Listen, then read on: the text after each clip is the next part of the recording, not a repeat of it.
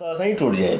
हमार माई हंस दी तो फिर दुनिया का कोई भी किला तुम्हारा बेटा तोड़ देगा। बड़ा अभाग्यशाली इंसान हूँ कि मैं अपने बाप का सपना पूरा नहीं कर पाया। मेरे पिता बोलते थे कि बेटा हमके कुछ ना चाहिए, पवन के लड़का खिला ले तब हम चलियो जाए तो कोनो। खुल गया ज्योति सिंह का पोल, क्यों दे रहे हैं ज्योति सिंह पवन सिंह को तलाक, बताएंगे आपको पूरी जानकारी इस वीडियो में। उससे पहले आप चैनल पर नए हैं तो चैनल को सब्सक्राइब कर लीजिए और इस वीडियो को लाइक कर दीजिए।